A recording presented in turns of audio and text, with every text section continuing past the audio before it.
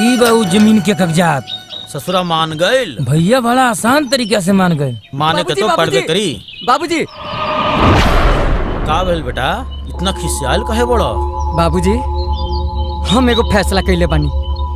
कौन फैसला बेटा? ई है कि हम शादी करब। ये तो बहुत खुशी की बात बा कि हमार बेटा शादी के लायक हो गल बा। लेकिन बेटा शादी करे खातिर एक लड़की के जरूरत पड़ेला। ओकरा खातिर टाइम चाहिए, टाइम। ओकर जरूरत ना है। बात यह है कि हम लड़की खोज ले बानी। ई है उ लड़की। ये लड़की तो बहुत सुंदर बिया। कौन है? सेठ विशंबरनाथ के एकलौती बेटी बा। सेठ विशंबरनाथ जो सोने के व्यापारी रहे? जी। साबस बेटा साबस, बहुत बढ़िया जगह हाथ मार ले बड़े। लेकिन बाबूजी एगो समस्या बा। कैसा समस्या बेटा? सेठ विशंबरनाथ के बेटी रानी राजा नाम के लड़का से प्यार करेले। 1 कुंटल दूध के तक दही जमावे के खातिर बस तनी सा जोरन की जरूरत पड़ेला। दही की तरह राजा के जिंदगी में जोरन डाल दो। बाबूजी कैसे डाल दी? ओहू तो बहुत बड़ा बाप के बेटा बा। अंजलि केमिकल के मालिक चौधरी के बेटा बा। चौधरी के लड़का कब भगे? ओकरा के तो लड़का कहाँ से आ गई? बाबूजी का सोचे लगनी? हमरा के रानी चाहिए तो चाहिए, कुछ भी कर जाए। लल्लुआ जी बुलाओ कांचा पंडित के। ठीक बा भैया। हेलो हेलो, हम सेठ विशंबरनाथ बोलत बानी। चौधरी साहब घर पर हवन कि ना? जी जी हाँ, बुलावा तानी।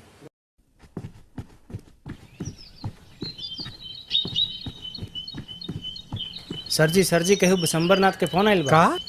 बीसू का फोन आयल बा? अरे वो तो हमार बचपन का लंगोटिया यार है। हेलो। अरे अजू। बीसू। हाँ अजू। यार कैसे इतना दिन के बाद तोहरा के हमारे याद कैसे आ गई? अरे अजू भुला गई का? आज से 20 साल पहले हमनी के एगो वादा कैले रहनी। हम अपना लड़की के शादी तोहरा लड़का से करब। आज वो दिन आ गई। का तुहार बेटी इतना बड़ हो गई बिया? और नहीं तका यार वक्त का पता ना चलल कि 20 साल कैसे बीत गई। अच्छा, हम अपना लड़की के फोटो कंचा पंडित के हाथे भेजवा देत बानी। तू अपना लड़का के फोटो पंडित के हाथे भेजवा दिहा।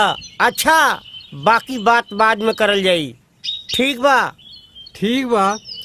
ओके ओके ओके ओके। चौधराइन चौधराइन चौधराइन चौधराइन, हमनी के बेटा इतना बड़ हो गइल बा कि ओकर रिश्ता आवे लगल बा। तोहरा के पता बा? ऊ हमार बचपन के यार बीसू, ओकरा लड़की के रिश्ता आयल बा। चौधराइन चौधराइन चौधराइन। ना बाबूजी ओकरा कोई दिक्कत नहीं। राम राम सरकार, राम राम। राम राम। राउर खबर मिलते ही हम एक्के गोरे तुरंत आ गई नी। हुक्म करिए सरकार। पंडित जी बात यह है कि हमरा बेटा काली के सेठ विशंबरनाथ के लड़की से प्यार हो गया बा। ये तो बहुत अच्छी बात बा सरकार। ब्याह करवल चाहता काली पंडित जी। कोनो ऐसा कटिया फेंकी जेकरा से मछली और मगरमच्छ दोनों फंस जाए। कटिया तो फेंक दे, पंडित के का मिली? इला कहीं उ लड़की ई तो न हो सरकार? हाँ पंडित, ये बा सरकार। एगो दिक्कत बा पंडित। अगर कौनो राहु के तू बा तो ओकरा के हटा दे, नहीं तो हम तोरे के दुनिया से हटा दे। सरकार खिसियात काहे बानी? एकरा के नीचे रखी। नीचे बात ई है कि रानी के बियाह उस चौधरी के लड़का राजा के साथे होके जा रहल बा। ई उहे राजा है बाबूजी जेकरा बारे में हम रउआ के बतौले रही। कहीं ई हुए चौधरी तो ना हा जौन हमार पुरान दुश्मन रहे, लेकिन ओकरा तो लड़की हो। बाबूजी कहाँ खो गई? चौधरी के नाम सुनते कहाँ खो जाए? ना ना बेटा, पंडित रानी की ब्याह होई तो सिर्फ हमारा बेटा से होई। अगर ऐसा न भइल ता तू केहू के ब्याह करावे के लायक ना बचवे। काचा पंडित, ये सब गुंडा लोग हवन, कहीं तोहरा के काट कूट के ना फेंक दे। का सोचत रे पंडित? राम राम राम सरकार, ऐसे काहे बोलो तनी? राउर बेटा से ही रानी के बियाह हुई। राजा के कुंडली में हम तो ऐसा कुंडली मार के बैठब ओकर 7 जन्म के कुंडली खराब हो जाए। राउर बेटा से ही रानी के बियाह हुई। राम राम सरकार। अरे आई आई पंडित राम राम जी, सरकार। बैठिए। राम राम राम राम। आई आई। इला मालिक। अरे लड़का तो बहुत ठीक बा, ई तो लाखों में एक राजा बा। राजा ना, ये तो बाजा बा बाजा। का सोचता नहीं पंडित जी? ना ना मालिक, रानी बिटिया ई घरे राज करी राज। काहे ना, अजू तो हमार इंसान ना देवता बा। अच्छा मालिक, राम राम। राम राम। बेटी माया, जोना घड़ी तोहरा बचपन से इंतजार रहे, आज वो घड़ी आ गेल बा। कोना घड़ी बाबूजी? ई चेहरा ध्यान से देखा। ई के है बाबूजी? ई तोहर माई के कातिल चौधरी बा। हाँ हाँ बेटी, ये तोहर माई के कातिल बा। एकरा के जिंदा ना छोड़िया, मार दा बेटी। ई ना बची बाबूजी। बेटी के हाथ आज बाप के ही मरवा देले वाले। वाह गज्जन ज़ैन, वाह।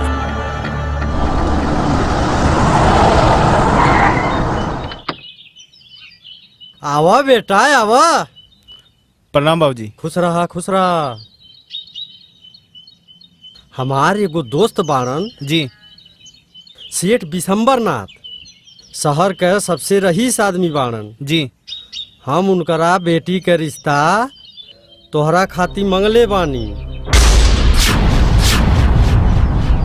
खुशी के बात ई बा कि सेठ जी के भी ई रिश्ता मंजूर बा। हमनी के दोनों जने मिल के ई फैसला ले बानी। अगले 25 तारीख के तिलक और 30 तारीख के ब्याह के दिन पक्का कह देले बानी। ई ला लड़की के फोटो। बाबूजी हम ब्याह ना करब। काहे? हम कोई और से प्यार करेंगे। ब्याह तो तोरा के करही के पड़ी। बाबूजी हम कह देनी ना करब तो ना करब ब्याह ही लड़की से। हैं? अगर तू ये लड़की से ब्याह ना कैला ना तो हमार मरल मुंह देखबा। हम कह देनी ना, ये ब्याह ना करब तो ना करब।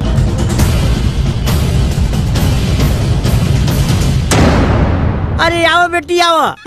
नमस्ते बाबूजी। खुश रहा खुश रहा।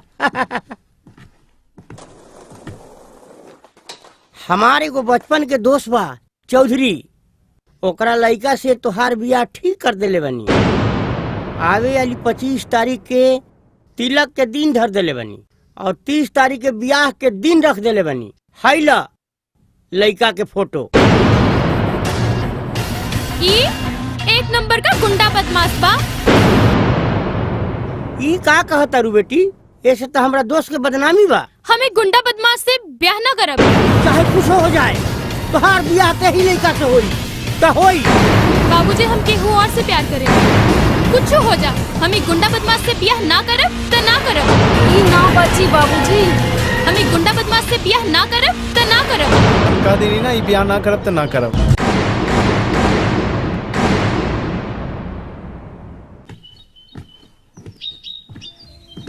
बाबा हमरा के आशीर्वाद दी।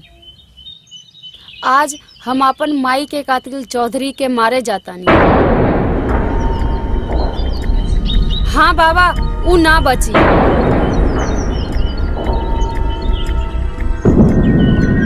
हमार बंदूक के गोली ओकर जान लेके छोड़ी। ओकरा के हम गोली से उड़ा दे। हमार माई के कातिल के चीथरा चीथरा उड़ा दे। चौधरी ना बची बाबा, ना बची।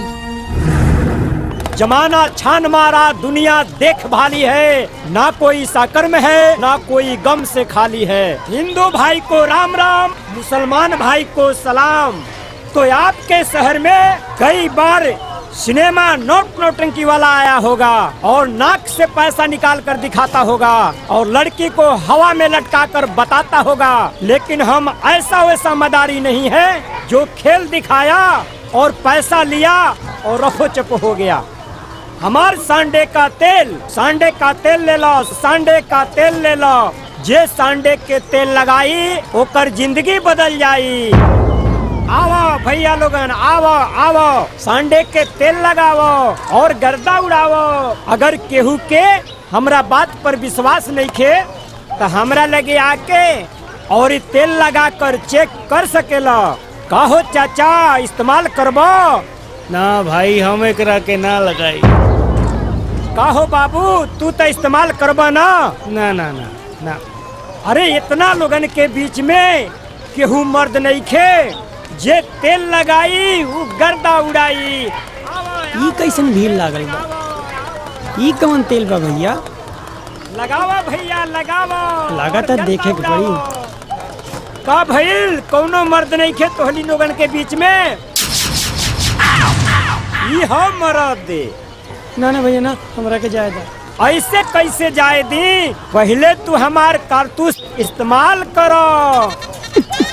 बिना बंदूक के कारतूस का काम करे? अरे का सोचत बाड़ो? माथे पे लगैबो तो माथे के रूसी चाट जाई, सीना पर लगैबो तो शर्ट फाट जाई और ढोड़ी पर लगैबो तो देवरा ढोड़ी चाट जाई।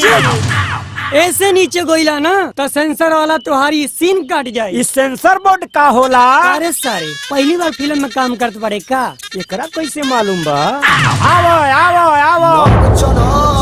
तेल ना लगई है। हमनी के दावा से एगो अंग गायब भय रहे। एकर तेल लगावला से बाचल खुचल सब गायब हो जाई। अरे बाप, भाग जा बेटा भाग जा। कुछ सब सामान अरे कहाँ जात बाड़ो? रुको। अरे भाग रे दादा।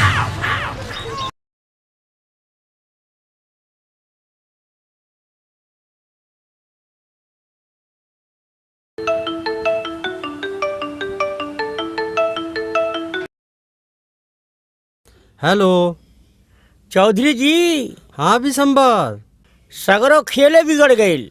सही कहा तारा। का सोचले रहनी का हो गईल? सही कहा तारा। आजकल के लइका लइकिन के का हो गईल बा? अरे हमरा तो कुछ बुझाता नहीं है। अब तू ही बतावा, हमनी के दोस्ती रिश्तेदारी में कैसे बदली? हम का बताई, हमार तो सपना चूर चूर हो गईल। खैर छोड़ा। अच्छा ये बतावा, तू तो इतना शरीफ बड़ा और तहार लइका गुंडा कैसे बन गया? गुंडा? ये का बोला तारा? हाँ गुंडा। देखा बिशंबर, तोहरा के ये रिश्ता पसंद नहीं खे तो बियाह न करा, लेकिन हमरा बेटवा के गुंडा मत बनावा। तू तो ठहरला शरीफ। तोहरा की का पता कि कॉलेज में तोहार लइका का गुल खिलावत बा? बिशंबर, अपन जबान संभाल के बोला। ऐसा ना होखे कि हमनी के दोस्ती दुश्मनी में बदल जाए। चौधरी जी सबर करा सबर, सब सामने आ जाई। चला ढेर बकबका मत, फोन रखा। यदि हमरा के गुस्सा आ गई न तो तोहरा के फोन में घुस के मारब। चल फोन रख। हाय रानी। का राजा इतना लेट? सॉरी रानी सॉरी। तो हर बार सॉरी के बीन बजाला, आज कोनो बहाना सोच कर आइल बड़ा का? रानी बात ई हा कि हमरा खातिर एगो लड़की के रिश्ता आइल रहे।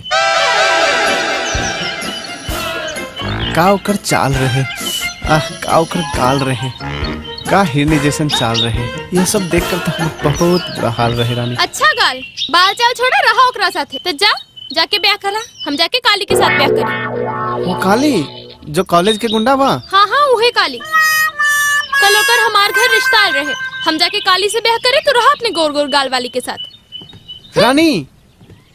रानी सुना था